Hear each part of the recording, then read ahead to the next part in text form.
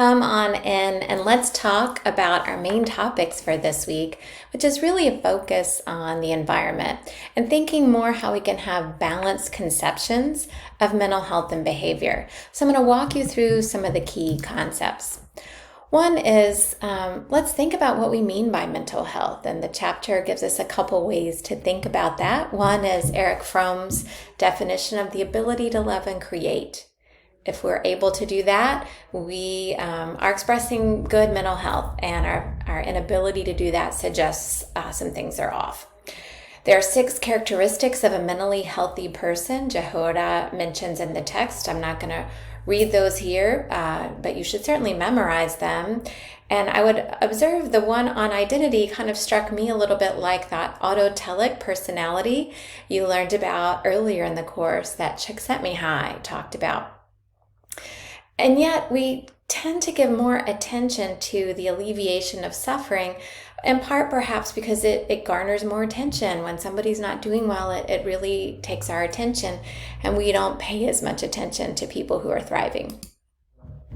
We seem to have a fascination with abnormal behavior, and there are 3 criteria for what makes something abnormal. Frequency, it's occurring enough that you notice it, the person notices it.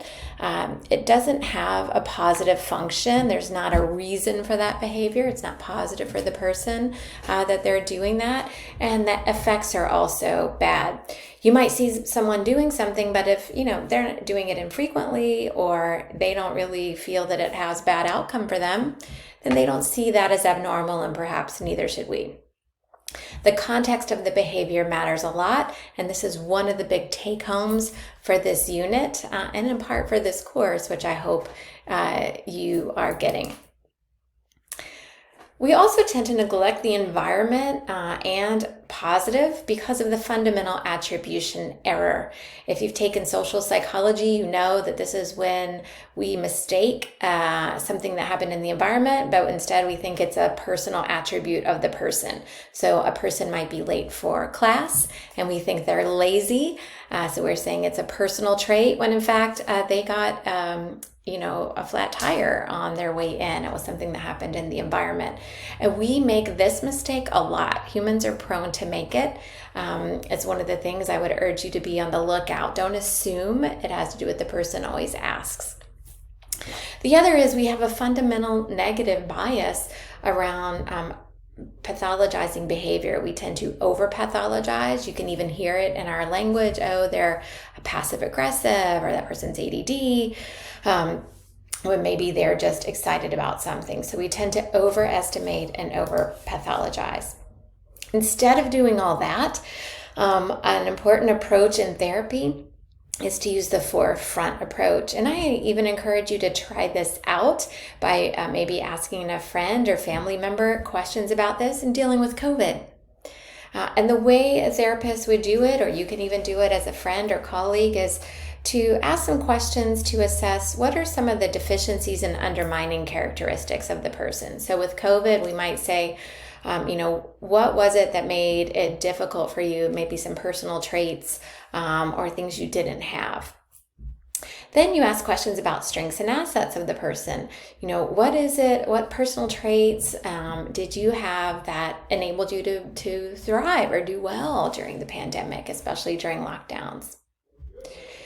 The next would be to identify lacks of factors or destructive factors in the environment. And here we might say, what resources or factors did you not have access to that made things difficult during the pandemic? For some people in rural North Carolina, that might have been a lack of access to internet, for example, especially if they're trying to do schooling.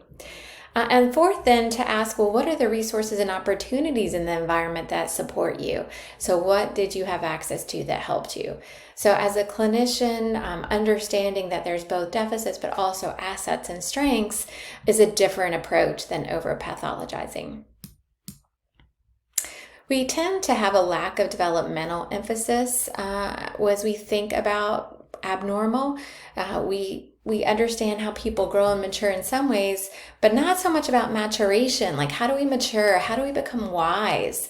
over our lifetime. What happens when bad things happen to good people, 5 years later? So we don't have as much of a developmental emphasis following people over their life to understand these things. There has been some progress on normalizing negative and positive behavior by Chickering, who looked at college students in particular and identified 6 goals that college students, especially traditional age, should be accomplishing as part of developing competence in college. And they're listed here. They're also in your textbook. Again, I'm not going to read those to you, but you should sort of memorize what they are. Again, you see this idea about identity and autonomy, so you can see some things are very important for human thriving. And then Ivy talks about this as well in your text, that it's the context that really matters. What's appropriate in one setting may be really inappropriate in another, and understanding the context for behavior is important. We want to avoid making the universality assumption as well, that what is true for one group of people is true for all people. In psychology, we call this a weird problem. A lot of our studies are done on Western, educated, industrialized, rich, democratic countries or people living in those societies, and that does not comprise most of the world.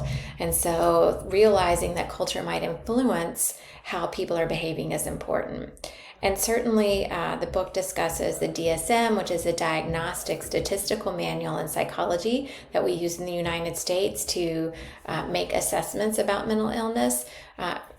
Has certainly changed over time. We used to say that homosexuality was a mental disorder, and that was removed in the 70s. So culture has also influenced over time how we think about abnormal behavior. We want to determine how culture counts, and there's cultural values can provide some context for behaviors. We know in some cultures people are more family oriented and others less so. And so what might appear appropriate in one culture might look different in another. Understanding worldview is also critically important. And the DSM-5, the new diagnostic statistical manual, has added some cultural facets. There's certainly some limits of the categorical diagnostic system because sometimes it can be hard to distinguish normal and abnormal. For example, my first job out of college was working in a high school for exceptionally talented, smart high school juniors and seniors. And I remember getting suicide training and observing that, gosh, a lot of these symptoms seem to be what normal adolescent behavior is. So how can I determine normal and abnormal? And so McDermott has tried to address this on some diagnostic agreement. And it's really difficult to have a dichotomy. I often talk about our strengths overused can be our weaknesses. This can also be true in psychology in terms of personality, and the book lays some of that out for you. So forcing people into negative categories is also another limitation. It might really ignore some positive characteristics. What I might think of as confident, you think as aggressive or, too assertive. And there's some suggestion about using a cultural formulation interview for being able to do a better job for assessing normal and abnormal behavior and looking at stresses and supports to help people think about how to behave in ways that are helpful for them. The book laid out some nice ways to think about new personality dimensions, that maybe it's a dimensional approach, which is, I think, very useful. Even our big 5 personality, a dimension is better than categories. You're not yes or no. I'm not extroverted or introverted. I'm extroverted sometimes, and maybe more than other people or less than other people. So this dimension on a 0 to 100 rather than just a yes, no is more helpful to think about it. Again, this continuum idea for personality disorders is perhaps more helpful, and degree of dysfunction rather than just saying you have this or you don't have this, and how you can use positive resources. We want to avoid the traditional focus on just the negative aspects, what's going wrong, because it undermines the ultimate goals of a diagnostic system. The DSM also doesn't explain connections of numerous factors. So it's helpful, but it also has its limits. It really is the point here. And we're continuing to work on changing language for describing client functioning. Instead of maybe what's not working, we can say, well, what is working? And this is sort of the overview of what's covered in the text. And what I also presented in this chapter is appreciative inquiry, because it is another framework for you. There are some great resources and perusal about appreciative inquiry. It's a framework for asking questions that leads to a more positive, energizing responses. And companies have used this. It's especially popular in Europe and Canada. It is making inroads into North America and the United States. So you'll learn quite a bit about the appreciative inquiry approach, which I thought was another nice companion to this idea about thinking about sources, resources, and supports, and cultural context, and thinking about human thriving.